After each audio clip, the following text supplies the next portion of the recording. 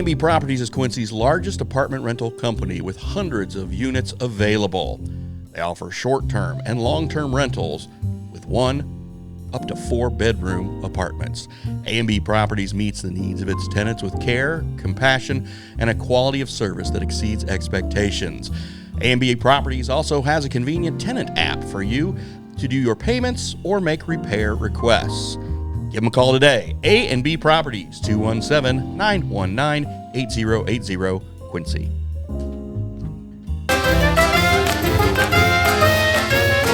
Hi. Hello. Nice to meet you. Yeah, again. What is your name? Kevin Minnick. What's your middle name? Judson. Yes, speaking in this microphone, sir. Judson. There you go. Yeah. Judson. For all of our viewers Ask out me there. what my son's name is. What is your son's name? Judson. Nice. Yeah. Yeah, I've met him. Big strapping ball player. He's He's a big baseball player, and he He's whacks it, and he kills it, He's and he plays piano. Mm-hmm. Pretty good pianist. I don't understand it. You own and operate the main course here in Quincy? 12 and a half years and some. Okay, so do you remember how you got your start in the restaurant business? Because I do. Oh, well. Restaurant business? Yes. Back of the house? Yes.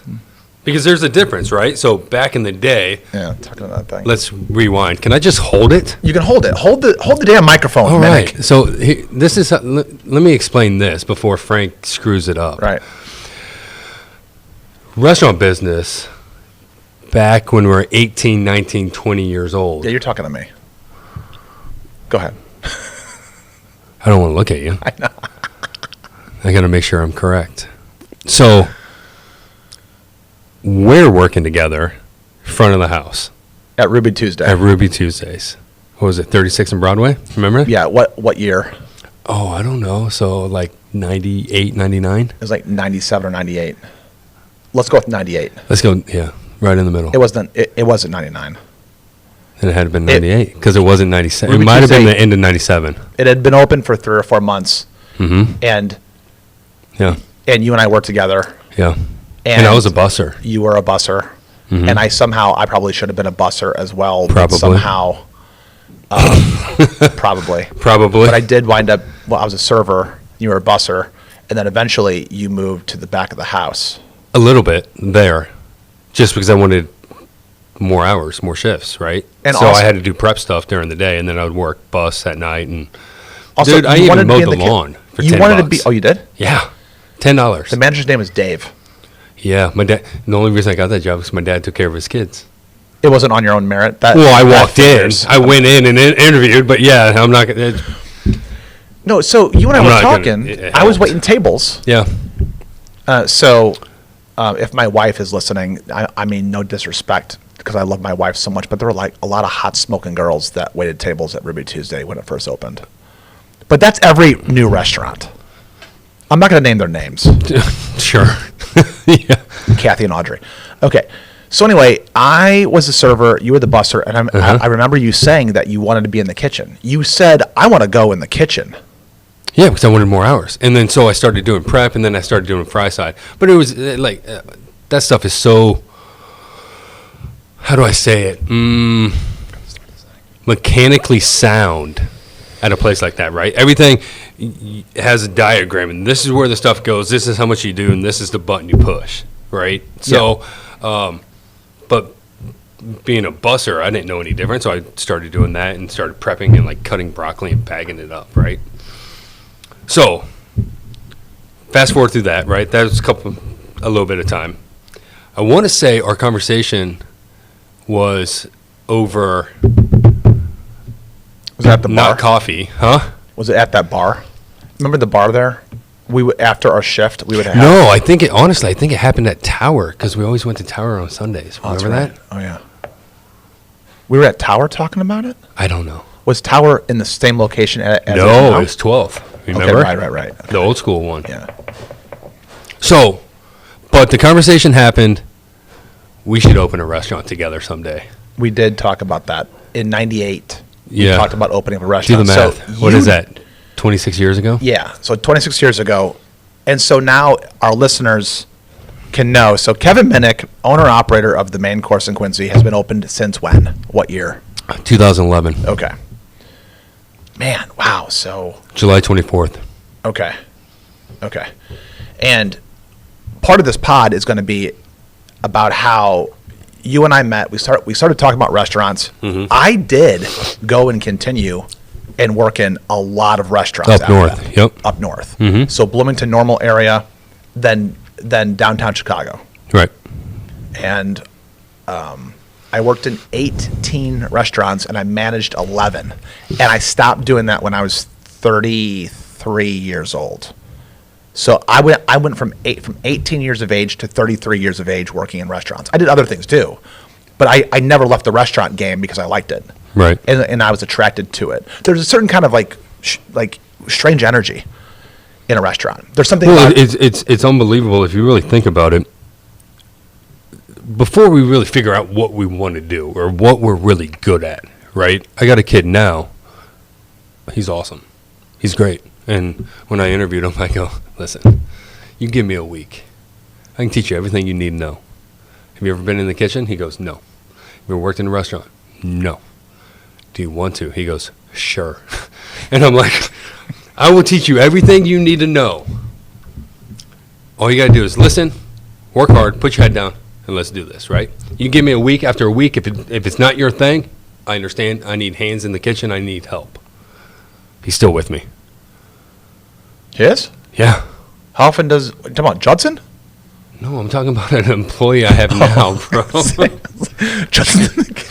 Okay, a current employee that you have at the new course? Yeah. So the point taken is that people get into the restaurant business, and you got to think there's about 50-50 that stay in the restaurant business. Mm-hmm. You know, because there's always a job to be had. There really is. 99% of the time, if you're a server, back of the house, you can usually find some type of work. You know, front, bartending, busser, whatever it is. So I've always told people that, you know, once you start working in a restaurant, it's real hard to get out. It's real hard. It is, actually. And I never did. Right, you never did. But you know what you did do, though? When I met you in 98, you were playing football for QU. I was. And you wound up leaving Quincy and going to Oklahoma State. Mm-hmm. And you finished at Oklahoma State, I think. I did. Do you know what? What? They don't have a culinary program. Right. They have an art program. A lot of, yeah. They have an agricultural program, too, ag school. Okay. But no culinary. So this pod is going to kind of transition. It's going to evolve for the listener. I want them to know. So it's not just about Kevin and Frank talking about how they met at Ruby Tuesday. It's going to evolve into what it takes to be in the restaurant industry, how difficult it is, some of the perks, some of the things that are difficult, nightmare situations, and hopefully we have enough time to go full circle into talking about you and I realizing our dream on the 6th Street Promenade if we can swing it. We don't know yet. Quarter century later. A quarter century later, we're going to try to make it happen. All right, let's go. Okay, so after I left Quincy, it went back to Illinois State, and then you're still at Ruby Tuesday. Now you're cutting the grass over there. You're a busser. You're prep cook, line cook. Wash dishes. You did everything. Oh yeah. You did a ton of stuff. Did you wash down menus? Did you wipe down the menus? Yeah. Yeah. So you did it all. I was a host too. You Could you imagine walking into a restaurant and seeing my smiling face? Back then, it was probably nice. Yeah, a lot nicer. So, what did you do? What was your next job from Ruby Tuesday? And what's in your bag? What are you getting? Wait, what's in there? Boom. An old Jim Beam. I love this stuff, man. Can I see it? Yeah. Jim Beam. All the paint came off of it, but yeah. How old is it? Bottled in '69. You know who might want to taste this? No, I know. He's just sitting over there laughing. So after Ruby Tuesdays, I went to Oklahoma State, right? Yeah, go ahead. And then I came back, and then actually started at Krieger's. I went to Krieger's. I left in the Ruby mall. Tuesday. Yeah, in the mall, and I was bartending there, and then did some stuff, blah blah blah. I actually went across seas to Jordan and Egypt for a summer Okay. in Did you? '04. Why did you go over there? Because I got a job as a sketch artist. So I thought, I just received my degree from Oklahoma State in art. Tell me that thing. And I got. You want sips or anything? No, I'm good. Okay. You know I Oh, don't here you drink go. bourbon. So, yeah, I got a job as a sketch artist. So I did that in '04. And then it might have been '03. No, it was '04. Then I came back. And then I was in the bartending for about a year. And then 2005, July 4th to be exact, is when it changed. When what changed? What I chose to do. Okay. So, so you worked at, so quickly go through the names of the restaurants in Quincy that you've worked at. Just the places you've worked at. That I cooked at? Okay, sure. Ruby Tuesdays. Busy Bistro. Tony's 2 in the main course. Okay. That's it. Okay. That's crazy. Okay. That's a low number.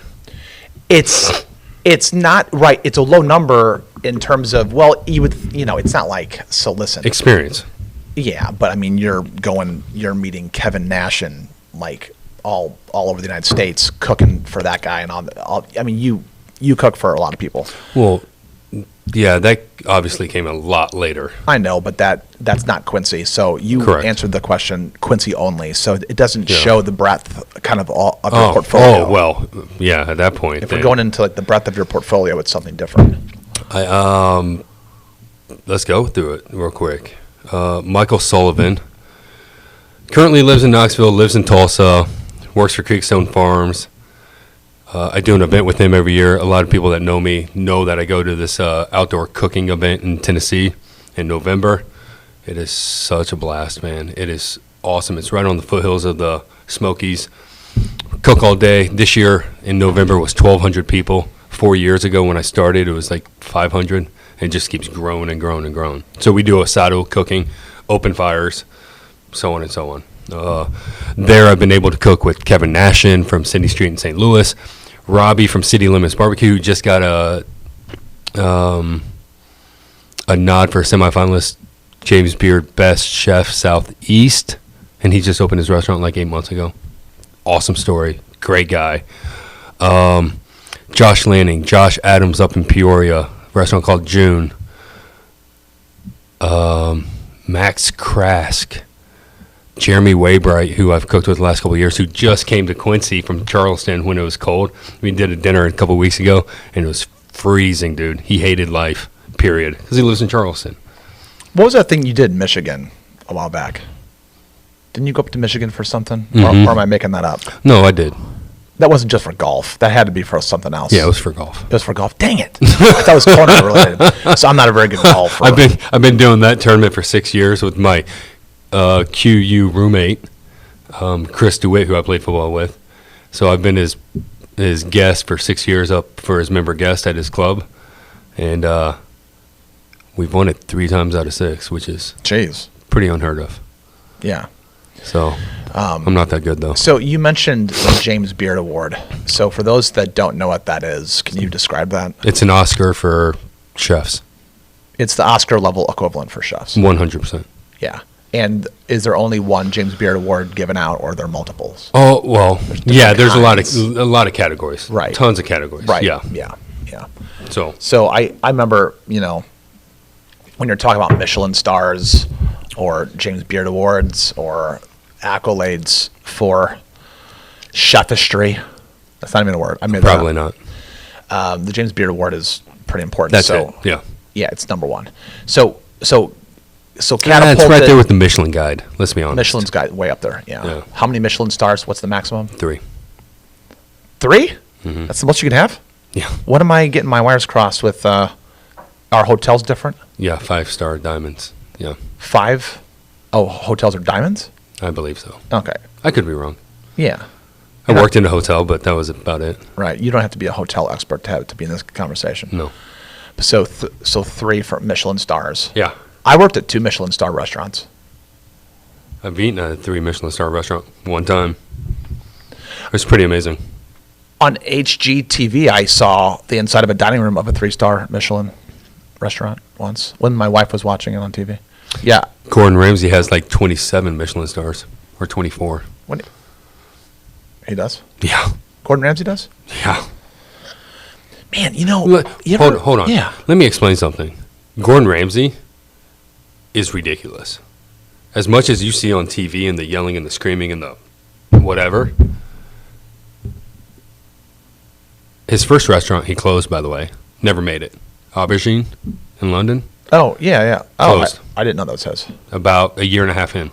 Couldn't make it. Revamped. Went back to work. And now, collectively, he owns like 24 or 27 Michelin stars between all his restaurants. I did not know that. It's unbelievable. It's going to be that's going to be something that's going to be pretty untouchable. Okay, so like some of his TV persona is some of that just kind of hyperbolic 100%. because he's not screaming, yelling at all these people. 100%. He's probably cool. Yeah. And he's a beast in the kitchen, dude. Absolutely beast. There's when you go to Vegas, I'm not a big expert of Vegas. I've been to Vegas twice, but there's like these little nook and crannies where you'll have like a Gordon Ramsay, like just like a little teeny tiny store, and the real limited menu, and it's changing all the time. Mm-hmm. I went to a casino, I think at MGM, and they've got like this little real small Gordon Ramsay store, and I was there for 3 days, and all 3 days the menu was different, and I ordered something for like $22. Was it worth it? Yeah, it was, but it's like didn't fill me up, so I would have to order like 4 more of those $22 items. But every single thing that I tasted was mind-blowing, and I was very surprised. This is a Gordon Ramsay product. Well, so that brings it to a question. When you talk about food service, food and bev, right? That's what we discussed. And that's what I do. We're getting into the stuff later on, right? Food and bev. Especially since COVID, there's been a big shift in supply, demand, and price increase. That goes across any type of retail aspect ever, right? Mm-hmm. Across. Here's the thing. When you go out to eat, the number one thing people expect, do you know what it is? What's the number one thing people expect to do at a restaurant? At a restaurant? Oh, jeez. Good service? No. Okay. Good food? No. Clean glassware? No. Clean bathrooms? No. It's highly important. Okay. Well. But the number one thing that people expect to do is spend money. So when you can provide a service, whether it's impeccable service. So I've been to Bouchon in Vegas. I've been to Robuchon in Vegas, 3 Michelin star restaurant. The service, untouchable. Absolutely unbelievable, right? The attention to detail for front of the house and back of the house, unparalleled to what I've ever seen or done, right? When you get something that may not fill you up but was absolutely delicious, after that first day, you still went the second day and the third day. Okay. Fair. People expect to spend money.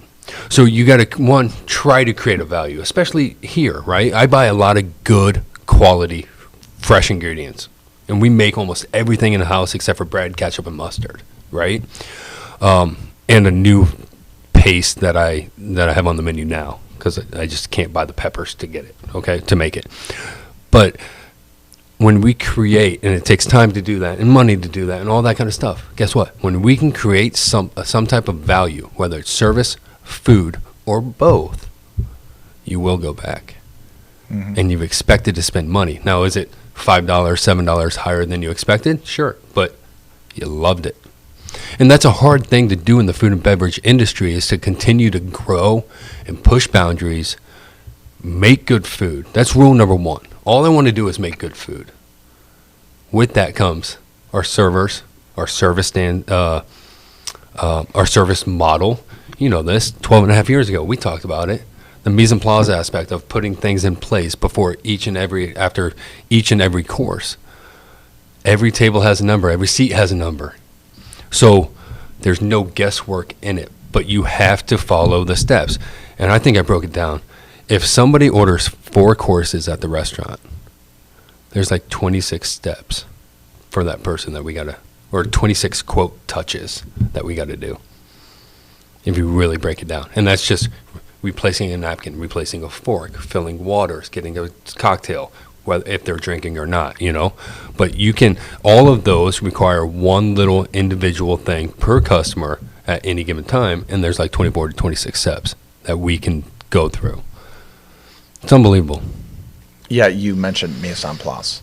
That is the universal phraseology in restaurants that care about service, essentially. Okay, so what do you think? So you've been owning and operating the main course for a very long time. So I am kind of. So can I speak candidly? This is normally I wouldn't even say this in it's called Frankie Say. Yeah. Okay, Frankie. People say like, "Oh, Frank, you're talking a lot." I'm like, "Yeah, Frankie Say."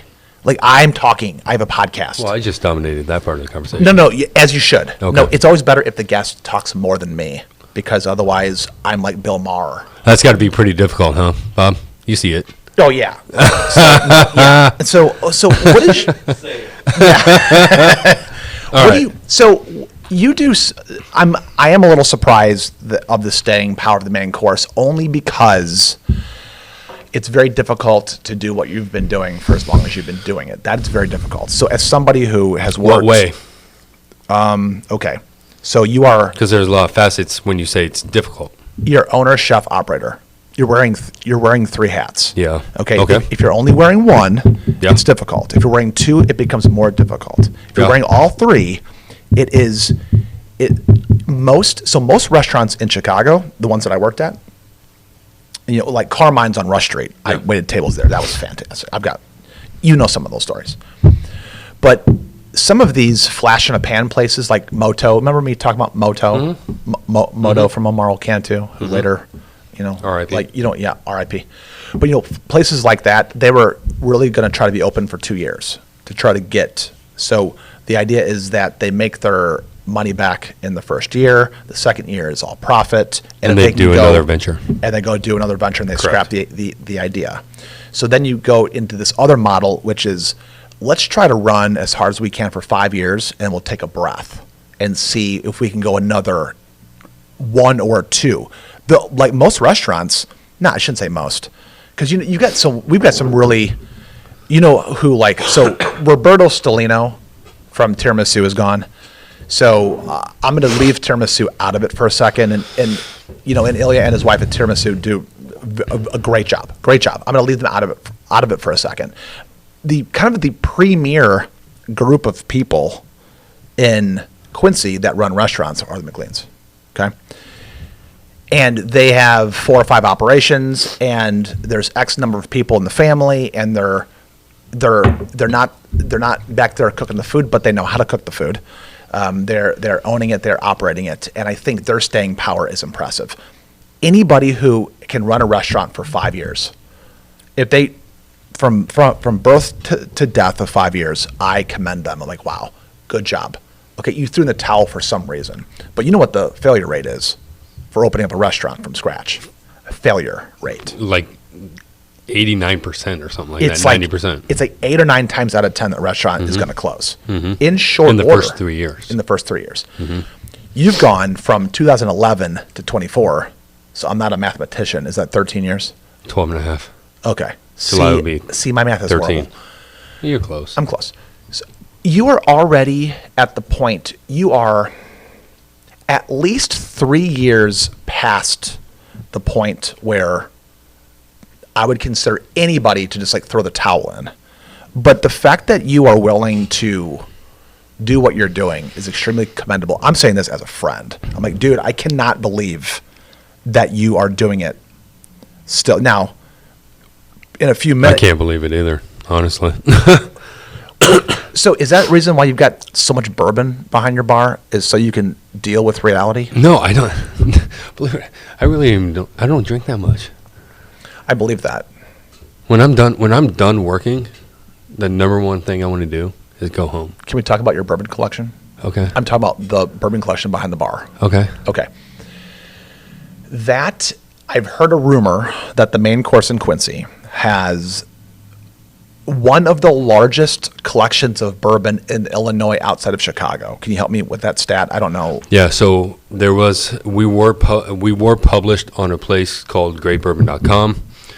I haven't checked it in honestly years. It's fine. But there was 2 places. There's 14 restaurant bars in the state of Illinois listed as the top places in Illinois. 11 were in Chicago, and the other 3 were, one was in Champaign, one was in Springfield, and then the main course. And ever since COVID, the other 2 have since closed. Oh. Do you know off the top of your head approximately how many bourbons? 587. You have Whiskey. And then bourbon falls in whiskey? Bourbon is a type of whiskey, Right. yes. So we're not getting into that. not getting into conversation. that. No. I'm just saying like 600. Close, yeah. 587? Yeah. I'm going to say 600 in my head. Okay. It's 587. And I want to get to 626 because that's the address, and then I want to stop. But I don't know if I have enough room for another 40 bottles. I'll help you build a shelf across the way. Dude. Do you know how many Why are times I you- rebuilt that bar? So every time I walk in there, it's way bigger. Oh, yeah. I call my contractor guy up, and I'm like, hey, buddy. He's like, oh, no. Like, what's next? So, Were we constantly changing. So what made you want to start doing the bourbon thing? Oh, boy, here it is. I can tell you. I don't know the time, but I can tell you exactly what it was. Jack Daniels came out with a bottle called, what was it? Sinatra. It's a liter bottle. It's square. Cool, right? I want to say it was like, when it first came out, cost was like $150, $170. It's gone down since then a little bit, not much, right? Because they started making more of it. It was originally a limited release, and then they started doing the proof as is, and now you can get it fairly often. I sold pours at an 1.5 ounce pour for $20. And in 1 year, I sold 3 bottles. And I look back, and I'm like, people in Quincy are going to pay $20 just to have this pour that you can't find anywhere else in Quincy. Right? Mm-hmm. And it beats spending $180, $200 on a bottle to take home. Right? From the liquor store.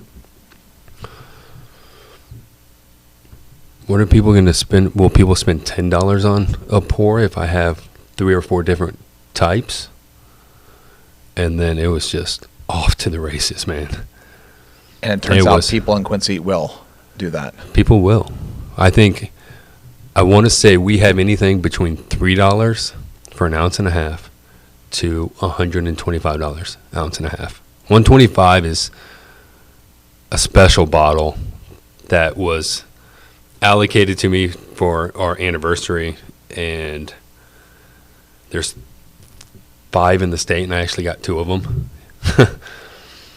So, well, good job pricing to everybody, because that's what you're doing. You're literally, no one can accuse you of pricing out a certain. if you have whiskey, we have a whiskey for anybody. Anybody. Budget, male, female, experienced, non-experienced drinker or whiskey drinker, Mm-hmm. right? People say connoisseur. I ain't no connoisseur. I know what I like. I know. I don't think any whiskey's bad. It's just not for me. And people make fun of me because my tag is doesn't do a whole lot. How many different whiskeys total do you think you've tasted in your life? Oh, dude. Oh, Over 1,000? yeah. Over 2,000? Maybe. I mean, if you've got 600, honestly, if you've got, probably. If you've got 600 whiskeys, if you have them, that means you tasted 2,000 or 3,000 Probably. in the past 15, 20 I years. want to say, even with our whiskey club, I would say a couple thousand. That's a big number, man. It's a big number. I know. I don't want to get too crazy. Excuse me. My wife's a big bourbon. My wife's a big bourbon person. You know who else is a big bourbon person? And you're a big Cosmo guy. How dare you, sir? Who else is big? Chad Powell. Shout out to Chad Powell. Oh, I know him. So let's transition this. We've got a little bit more time Yeah. left. So now we're looking at full circle from the time that we met to the present day, where you're at the main course still, and you're going to be open this weekend. Are you open this weekend at the main course? Yeah, man. You're opening up something else? Yeah. Well, Holy sorry, moly, okay. what is that? It looks This- like a... It's Looks like... a J.W. Dant from 1969. 8-year, 86 proof. Are you kidding me? Come on, Bob. Where did you find that? The Library of Congress? Holy moly. So that looks like... That's Well, incredible. Is that the Mayflower? It looks like the Mayflower. So it says Americana Collection. Yeah. It's got all of these beautiful stamps. If anybody on it knows that me, man, looks- this and the That and the bottle's Jim Beam. wicked. Can I 8-year, look at it? 86. Yeah. Oh my gosh. It was a little leaky. Look at it. It is, but it's just like, my goodness. Look at this thing. I love it. It's kind of thin. Yeah, this is, maybe we're going to have But to it's do, delicious. I was talking to Bob a few weeks ago. We're going to do a podcast only on golf. Oh, We have done a podcast I'm only. the best 12 handicapper you've ever seen. We're going to do, we did one with wine with Lane Schottenkirk. We're going to have to come back and have you back and do one with just bourbon. I'll do that. Okay, so let's skip to the end here. So now you and I we want to go and do something on the 6th Street Promenade, and the promenade is starting its construction in 2 weeks. The 6th Street Promenade is starting the construction. So I think Reese Construction is doing it. Shout out to Paul Reese of Reese Construction. Okay. They're going to start in 2 weeks, and the promenade thing, I will not rest, and I cannot really truly rest until like it's done. But it's pretty exciting that construction is. Why? Why what? You're not doing any of the work. It doesn't matter.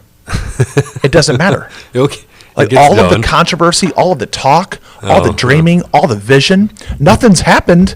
Nothing's done until it's done. Yeah, so no reason to stress out about it until.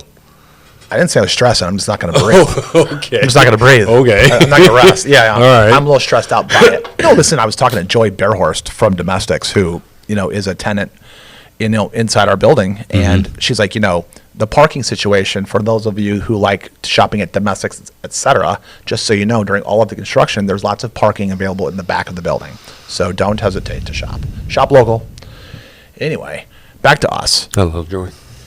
Joy Bearhorst is great. She is. So do you know you and I have to put in, so can we do this? For the next few minutes, we're going to finish the pod with talking about the perils of two wannabe entrepreneurs. You are definitely an entrepreneur. Maybe I'm a wannabe entrepreneur. But this is going to cause you to be a serial entrepreneur. We're going to have to do something in our commercial space Yep. that we've had for 10 years. 10 years. Okay, we did the 4 apartments. We got a lot of great tenants in there. We've got ER doctors, and we've got other serial entrepreneurs that live up there. Their names shall not be said. But now we have to go and do something. And do you know what happens if we don't put in a food and bev into that space? Do you know what the Craigs are going to do? They're going to chop my head off if I don't do what I said I was going to do. By the way, shout out to Josh and Tierney Craig, Quincy Brewing Company. All of the, what's so interesting about this? So right now we're in the Muddy River studio. We're on the promenade. We're in Joe Alley. This is such a neat, cool thing that everybody's doing. I mean, the fact that Muddy River decided to set up shop here. I mean, they know what's up. So, going back to this, what do we have to do? I sent a text to Bob and Ashley, I think, and Brittany and David Adam. I said, when we're trying to figure out how to finance things, I want to do without giving too much away and keep some things close to the vest without getting crazy on the podcast and saying all of the wrong things. Okay. Where later on after the pod you go, dude, you have to edit like the last 17 minutes out of that thing because you said all the wrong things. Okay. Without doing that, I'll stop you. you'll stop me. It's going to be really challenging for us to do what we want to do. And we're going to have to talk about some of these things. But what do you think some of the biggest perils of opening up a food and bev is from scratch? What are some of the biggest, in your opinion, the biggest pitfalls that we could get into? Because we get ourselves in all kinds of trouble. Pitfalls. Well, I mean, we could choose the wrong point of sale system. We can choose the wrong. What are the big pitfalls here? no, not for me.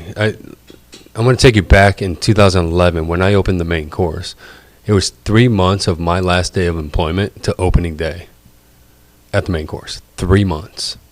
I rebuilt the place. Obviously, I had things scheduled out, sourced all the equipment, hired staff, wrote a menu, got everything in order, opened 3 months later, on the day. On the day. Okay, that's fast.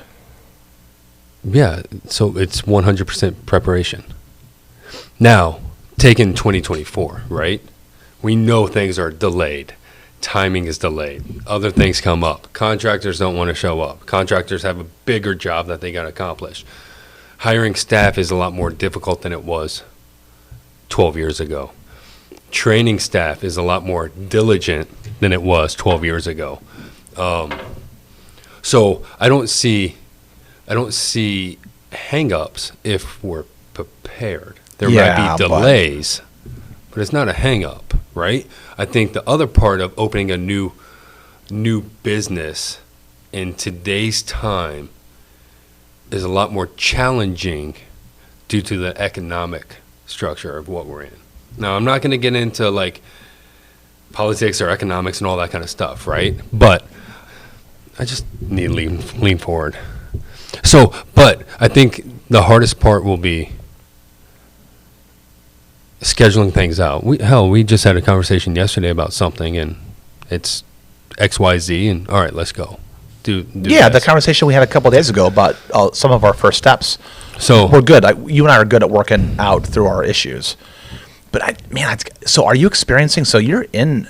I haven't been in the restaurant business since I was 32, and so I'm 47. So again, I'm terrible at math. Is that 15 years? Yep. So that's embarrassing. So, are you experiencing any supply chain issues with food and product? It's gotten a lot better.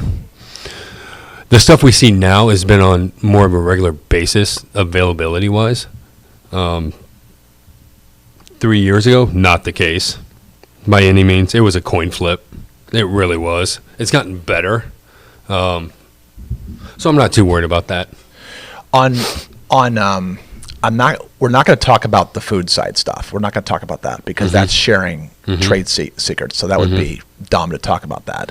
But I do have just a general question that I'm going to throw out there about booze. Do you think Quincy is more of a beer town or a vodka town? Or I should say, or even like a Captain and Crown Jack. So I'm going to put Crown, Jack, and Captain in the same category, and I'm going to put beer in its own category, and I'm going to put vodka in its own category. So in those three categories, so we don't need to go too crazy on the beer because we've got Quincy Brewing Company across the way. But I mean, we'll have some beers. We'll probably have a Quincy Brewing Company beer on tap. That's just for us. Let me put it this way. When the bourbon collection at the main course started to grow, the 2 bottles I did not buy, because when I opened, I wanted to have 3 or 4 of everything, 3 bourbons, 3 scotches, 3 gins, 3 vodkas that were price affordable for a cocktail, right? Or neat or mixed or whatever you want. I wanted it to be priced affordable with a good spirit. That was the number one thing. I wanted it to be a good spirit, right? So Buffalo Trace was my That was your house? Yeah. Buffalo Trace was your house bourbon? Yeah. And then guess what I had after that? I had Weller 12 and the 1.75s that you can't even find anymore. That's bonkers. Dude, it's nuts. I have pictures of it. But I wanted a good quality spirit at a good price, right? At that time, you could buy bourbon that was 3 times what I was selling my average bar pour for, right? Anywho, as it grew, I wanted different varieties of bourbons and whiskeys and scotches and all that kind of stuff. And I never offered Jack Daniels or Jim Beam. What, ever? No. Still? I do now. Oh, you do now? Why? Absolutely. What happened? Because if somebody's a Jack Daniels drinker, that's what they drink. That's what they want. So guess what I'm going to give them? Okay, you're going to give somebody what they want. Absolutely. So I don't think it's in question of, do you think Quincy's a beer town, Captain, dry martini, vodka, or right type of town? I think it's identifying what we want to focus on. I think Quincy's become more of a cocktail town. I think we do pretty good cocktails at the main course, and I got For a sure. guy that's just crushing it with ideas. Right. So going into a new space, let's figure out and focus on the direction that we want to go. Is it clear? Is it agave? Is it rum, right? Is it beer? Is it mixture? But we have to have a premise of what we want to accomplish with the spirits or the alcohol. And where I was going with Bar that, program. where I was driving with that's a good answer. Where I was driving with that is we're not going at this new venture that we're putting together that we're looking at on the promenade, which, by the way, the main course is kind of a weird extension of the promenade. Let's just be clear. Well, not really, but kind of. Hey, we would love to serve you dinner, and then you listen, walk down the street. Yeah, listen, absolutely. The Blind Goat. Yeah, That's gonna be opening soon. it's right around the corner. That's right around the corner, and that's on Main Street. I mean, that's Right. kind of catty quarter from you. So if the Blind Goat, how far are we gonna stretch out this promenade thing? Here's the itinerary: main course dinner 5:30, blind goat taste sampling, and you're on the promenade by 8, Yes. and then we're in bed by 9. And a Blind Goat, you can get cider or mead. There you go. Shout out to the Blind Goat. Completely different. Yeah, that's gonna be exciting when they open up. As a matter of fact, we'll probably have those guys on soon because they've got really good ciders and meads. So at our new place that we're playing with right now, we don't need to try to bring in a whole wall of bourbon. Would we? You would be behind the ball, dude. Let's be That honest. would be an It would be- exercise yeah, it wouldn't be a. in futility, but we could do vodka or tequila. It could be a tequila bar. We got to talk about it. We got to talk about it. I'm just throwing out ideas. It's Well, fun. absolutely. Eh. Okay. Vodka's a good vessel for cocktails. Yeah. I would also say that if anybody is listening to this pod and they want to know the location that we're talking about 121 North 6th, across the street from Quincy Brewing Company. Reason why I say that, Yeah. shout out to Happel Real Estate, Max Dancer and Steve Gramke and those guys, because we are currently listed in case a food and bev wants to jump in there and do it before we do, and we're open to that. But we Yeah. also want to do our own thing. Yeah. It's all about improving. It's the all Sixth about Street due Prom. time. Yeah. Well, what my last question to you is going to be: what is either the craziest time you've ever seen in your restaurant, or like for example, did anybody ever drop dead, or did anything ever catch fire, or funniest thing, or the most ridiculous thing, or that you can talk about? Because I'm not talking about anything weird that goes on in restaurants, because I've got all those stories. I've been in the business so long. I've seen so much So out of stupid. So what's just stuff. what's just something like outrageous?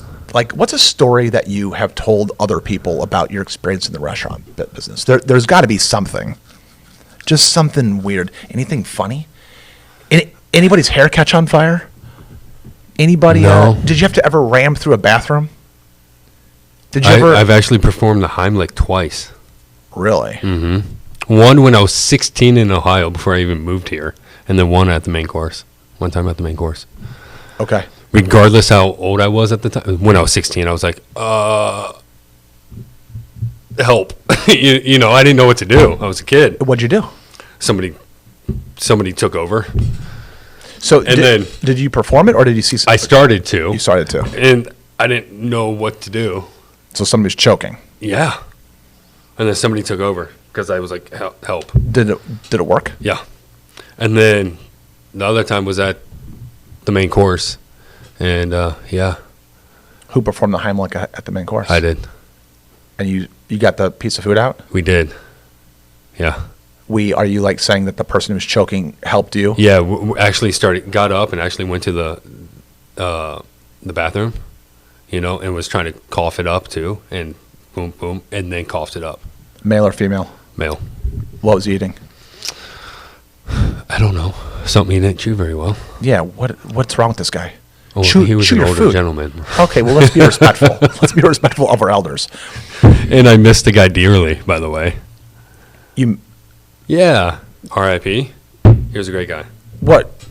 Because you didn't perform the Heimlich No. correctly? Oh, no, Later after on, the dude. fact. Yeah. Okay. Oh, Hey, boy. Here we go. You didn't tell me that. You Okay, told me. moving on. So I like to scare people. I think it's funny. Yeah. So we do that often. There's a few videos of like scaring different employees throughout time at the main course. I don't know, man. What do you have for dinner this Friday? Do you know what your special is going to be on Friday? No. Do you figure that out like day of? Day I'll before? probably figure it out tomorrow. Yeah. We'll see what's available. You guys open tonight or no? Yeah. It's Wednesday. Tuesday through Saturday. Do you guys still have your Brussels sprout dish? No. Why not? Oh, it's not spring yet. Okay. Oh, that's It's a right. spring and fall dish. Yeah, you're very seasonal. Seasonality is kind of out of play now. Let's be honest. It is. Yeah. You can get almost everything. Well, anybody knows that if they've ever gone to the store looking for strawberries. Yeah. Good grief. Yeah. Have you seen the strawberries in the grocery stores now? They're white. They don't even care White- if they're red anymore. I tell you what, they're selling white strawberries. Those right are now. delicious, by the No, way. they're not. Framboise, yeah. Framboise that are white, pickle them. Pretty good. Oh, okay. Well, I was thinking more There of you like, go. well. Not sweet. So anything else? I'm so glad you came on. I don't know. Next That's it. time you come on, we can do bourbon. Let's talk whiskey. Let's talk whiskey. Let's do a bourbon tasting. Bring 3 to 5 out. We'll kind of talk about it. We'll do a short, like 15, 20-minute dissertation on bourbon. We'll come in, boom, done. Okay. Thanks so much for coming on. Appreciate it, Kev. See ya. Good talk.